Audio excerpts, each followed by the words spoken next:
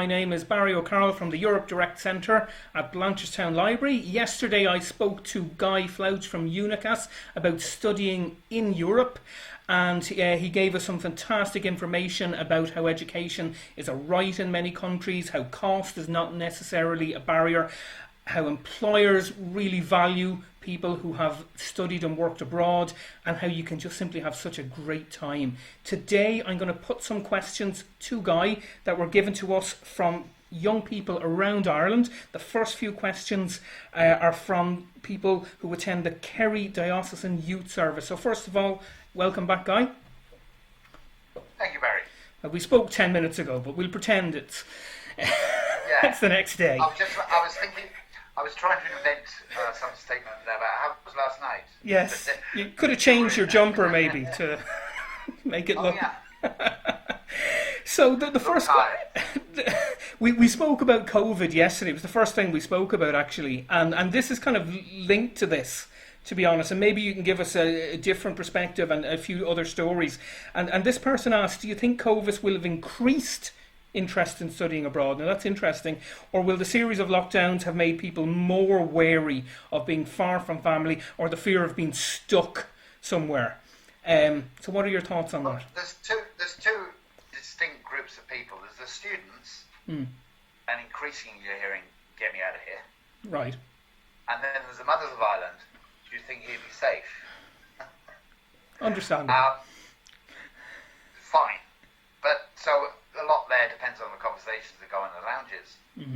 But I'm experiencing, despite some reservations by some members of the family and even some students, go, do you think it'd be safe?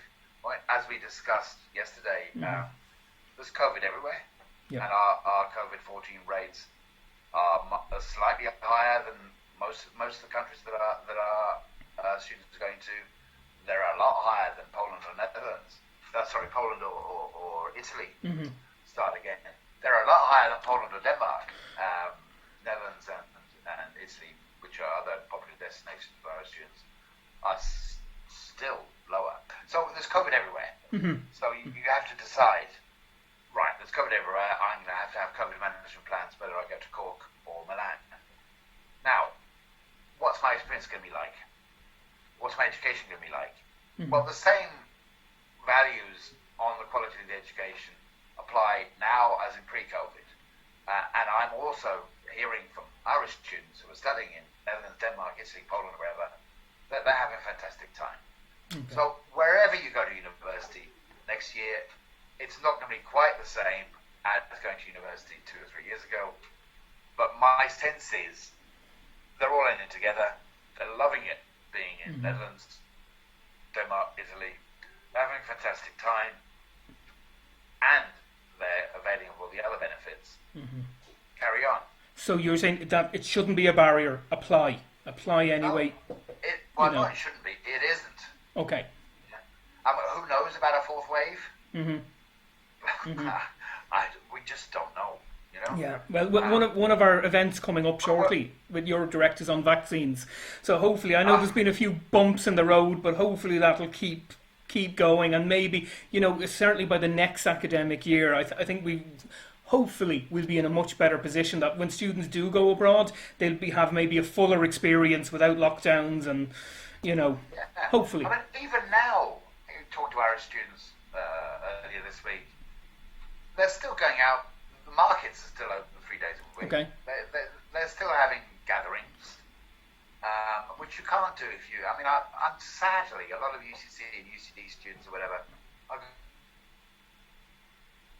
going home to do their lectures. They're getting to know their mother's kitchen again, and they might be bumping into friends they went to school with every now and then. But it seems like they're having a more complete and more authentic experience where they can't come home to their mother's kitchen unless it's for an extended Christmas holiday.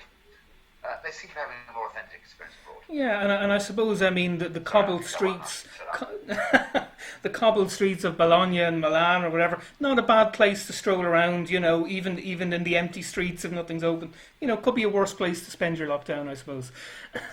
Absolutely. And the boulanger is still open, and the boulangerie is still open. Yeah. And even the smell of bread for me.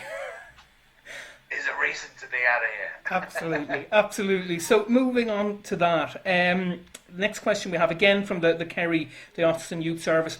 Would it be common for people to travel in Europe to study without having that country's language, or even a language to the Leaving Cert level? If you go to France and you might just have Leaving Cert French, or you go to Holland and you've no Dutch whatsoever, as was the case with my own sister. I'll give you a story. A girl from Cove, I think, from Cork anyway.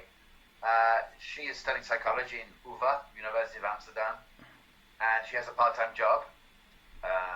And we looked at the value of getting those in the first part. Yes. She has a part-time job working in Amsterdam in Urban Outfitters. And she doesn't speak a word of Dutch. Right. She's got a job in retail and she doesn't speak a word of Dutch. I mean, the Dutch people are all fluent in English, particularly the younger ones. It's also the same case in Denmark and Sweden. Increasingly so, but not quite as much in Germany, where the old generation either doesn't speak much English or doesn't want to. Yeah. It's got Fair past enough. connotations. France is another thing. They just don't want to, yeah, I know. No. I've been there. I know the French themselves, as part of their philosophy of protecting the French language, don't permit the public universities to offer undergraduate degree programs through English. Yeah. Yeah. You do a master's through English, but not an undergraduate program. So if you want to study undergrad through English in France, you need to go to a private university or a business school, like Sciences Po, Yes. which is the University of Paris. It's very good, but it's private, and you can do an undergraduate through English there. And there's some really good business schools. Down your way, Toulouse Business School, I think was very good. But there's in terms of the low cost programs that we're talking about in Northern Europe, Northern Western Europe, they don't have that equivalent in France. Okay. So France, maybe you do need French. Right. Netherlands, you don't need Dutch. Denmark, you don't need Danish. I know the Danish government provides for all international students free Danish lessons. Germany, it can help if you have German, but again, in Germany, there's not a huge amount of English language programs, particularly in those traditional research universities, where they're largely at master's level. Where all the English taught programs are in Germany is largely in the University of Applied Sciences. And again, while we're talking about Germany, the problem there is that Germany, and as with Sweden and Finland, they require Leaving Cert results by early July, Okay. which we can't do. Of course. So if you're a school leaver and you want to go to Germany, Finland, or Sweden, you go next year. Okay. And I mean, you mentioned Denmark there. I had a cousin who 30 odd years ago went to Denmark to study. He's still there. He hadn't a word of Danish. He's still there now. He lectures in that university and is married to a Danish woman. So, incredible what things. university was that? Don't ask me. I don't know. You have Copenhagen Business School there, which is a fantastic business school. You have Aarhus University, which is a fabulous university. And University of Southern Denmark is down towards the south of Denmark. And if you have an engineering degree there, bachelor's, you're guaranteed a job when you graduate. Okay. Either with Wow. the Southern Danish engineering companies or across the border with the German German manufacturing firms. Wow. So that's Denmark for you. That's impressive. So language isn't necessarily a barrier not at all. to this. And while you're there, you may pick up a new language, which is always an advantage as well. Said my sister went to Holland, not a word of Dutch. Now, she didn't go to study. She went because of a Dutch man. She's still there, but now she speaks Dutch fluently. So she just picked it up. So it's an advantage. If you just go as a student and you're there for 3 or 4 years, you won't learn Dutch. You don't think so?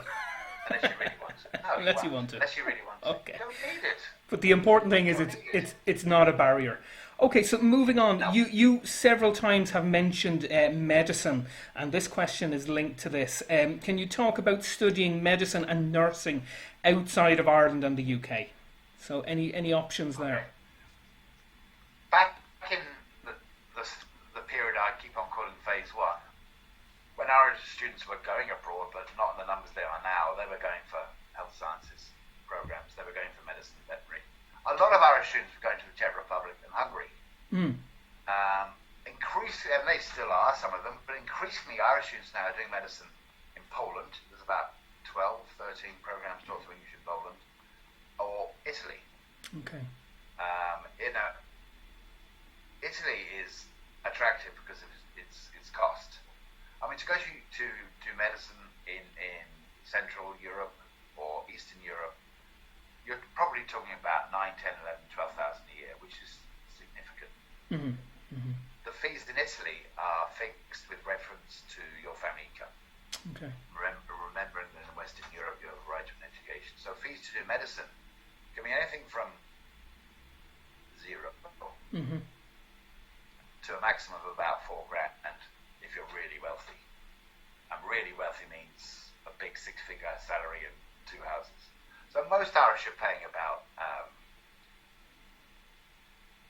2.2 to 2.6 a year. Some are paying a lot less. All right.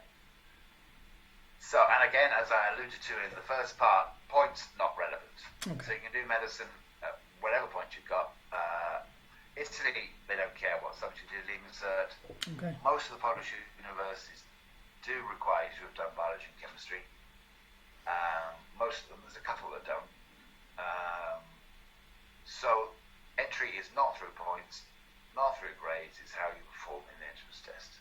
So Italy, there's IMAT, International Medical Aptitude Test, which is a test run by Cambridge Assessment, to also do PMAT for some UK med schools. In Poland, you have a multiple choice test, an individual test for each university, a multiple choice test in biology and chemistry. So that's what I was going to ask you next. What is the content of these tests? So they are biology and chemistry based, the entrance.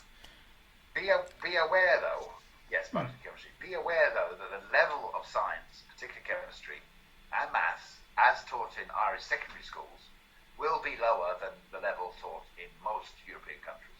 Okay. So, for example, to do medicine in the Netherlands, in the University of Groningen, you need all 3 sciences, biology, chemistry, and physics, and they no longer accept liquid cert chemistry. Really? In the University of Groningen. Why? Because it's too easy. Okay. I didn't think so.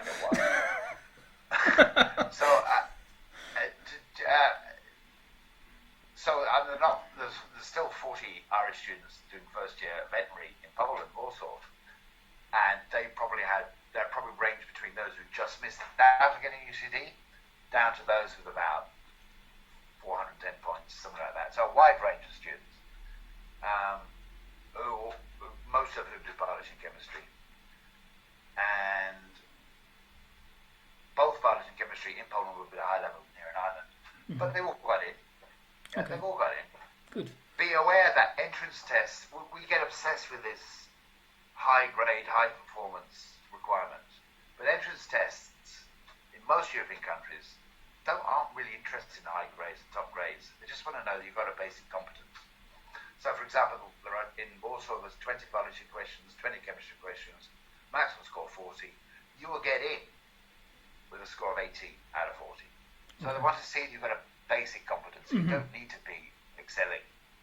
And then it's up to them to take you forward in the direction that's relevant to being a veterinary surgeon.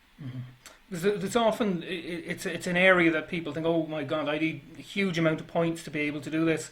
And I often think there could be brilliant doctors, medical personnel out there who just, maybe they don't have the points, but they're being denied this opportunity to possibly become fantastic doctors. But these people who come to me, they want to be, they're talking about finding a way into nursing.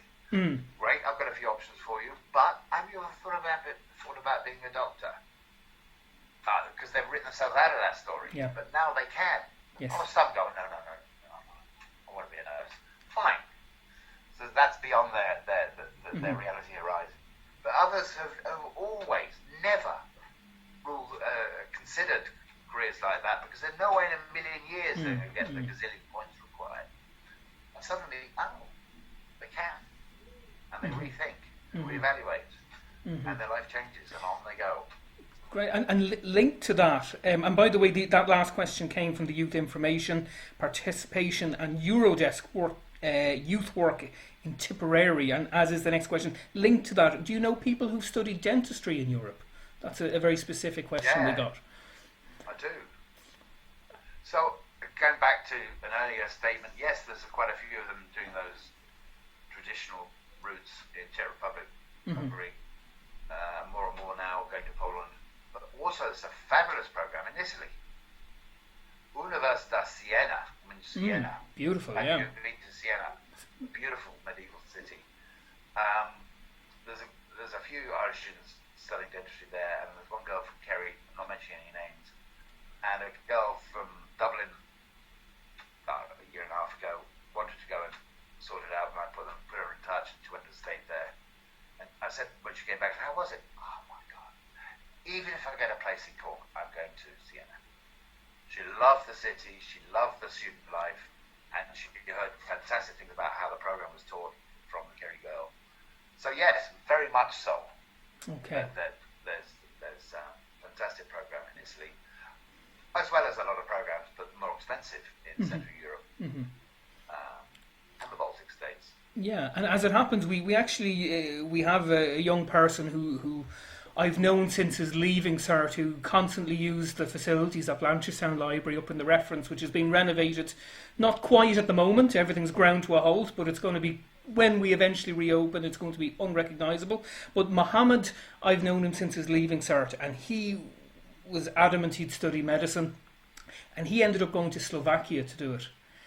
And about 2 years ago, he came back, and he's now a fully qualified doctor, and it was lovely to see his progression from secondary school, and he would constantly be back and forth to Ireland, and now he's a qualified doctor, had a brilliant experience. Where did he go? Comenius in Bratislava? I think it was. I think it may have been. Yeah, it was definitely Bratislava. There was a guy, an Irish guy I was talking to, who did medicine in Italy, and in Italy he gets to spend an Erasmus semester abroad, and he went to Comenius for his Erasmus semester from Milan. Why? Because med students in Comenius can do autopsies. Okay. Wow. If that's what you're into, yeah. Not me, but he loved it. Okay. I must ask Mohammed the next time I see him now. There's all sorts of exchanges going on between Irish students and the world. Yeah, which is but great. it was just a great example. Sorry. No, it was just a great example to see. So I'll just move on there. Somebody here has asked again from Tipperary, if you do LCA class but didn't do some of the exams, is there a pathway to college? And I suppose this goes, what we were talking about yesterday, non-traditional routes, people who mightn't be so academic, might struggle with the Leaving Cert system, that type of thing. Are there options there for those people? I don't really know exactly what she means by didn't do all the exams. Yeah, maybe didn't complete. It might be that she should go maybe and do a PLC, acute QI qualification. Okay. And with that, they can enter University of Applied Sciences. I've mentioned University of Applied Sciences several times and haven't explained what they are. In places like Netherlands, there are research universities, which are more book-based, academic, 7 or 8 of them are higher ranked, Trinity. And then in University of Applied Sciences, they're still academic, but they're much more hands-on, much more focused on the practical employment destination, project work, teamwork, internships, much more suitable. And should you go from QQI to University of Applied Science and you complete first year in the University of Applied Science, you get what's called a PD diploma, Propedeuse diploma, and that Propedeuse diploma meets the entry requirements of research universities. Okay. So you could end up from Leaving Cert Applied, doing your PLC, going to University of Applied Science, then ending up in a university that's way higher ranked than Trinity. And that's that's one of the themes we've seen in these interviews, is that there's more than one route to these things. Absolutely. The points are not the be all and end all. There are ways of getting there. And the academic system is not for everybody. The point system, it's not for everybody. We've a wonderful interview coming up with, as I said, a young woman who just was not for her and ended up doing fantastic things in life. So, there's opportunities. It might not be a case of you not being academic. It might be a case of you come from a background that you don't imagine taking that highway. So I was talking to a girl a few years ago who came from a hill farm in Waterford. And just going into Waterford City was a bit of an experience for her. Right. And she was a very bright girl, could have gone to Trinity. But bizarrely, she chose Amsterdam. And she told me, I've never been as frightened in my life, Guy. So that was some experience. And so she did a psychology degree there. And Amsterdam's one of the top ranked psychology programs globally. and she graduated, and she's now doing a postgrad, a master's in psychoanalysis Wow. in California. Wow. So she's gone from Hill Farm in Waterford, psychoanalysis in, I think it's Berkeley, or is it UCLA? I can't remember. That's a journey. That's we all have that journey in us, if we want to. Yeah, and something you said there, something I've heard from several young people now is, oh, things like this don't happen to people like me, or it's not for people like me, and it is. It absolutely is. Certainly is. I mean, some people don't want it. Fine. They don't want to leave their boyfriend, but by the time you get to college anyway, it's history. Or they don't want to leave their Gaelic team. Although do be aware, the European Gaelic football champions are Warsaw. Ah, okay. They beat Munich in the final last year. And you've probably a better chance of getting into the team there as well, you know. Well, they're all Irish. There's a couple of Swedish girls play for the ladies football team. Okay. And the final against Munich was in Maastricht in the south of the Netherlands. And there's 5, 6, 7 Gaelic football teams in the Netherlands now. I was, those days when you could travel, I was in Groningen with the Irish ambassador to the Netherlands, launching Groningen Gales, which is ladies and men's football teams.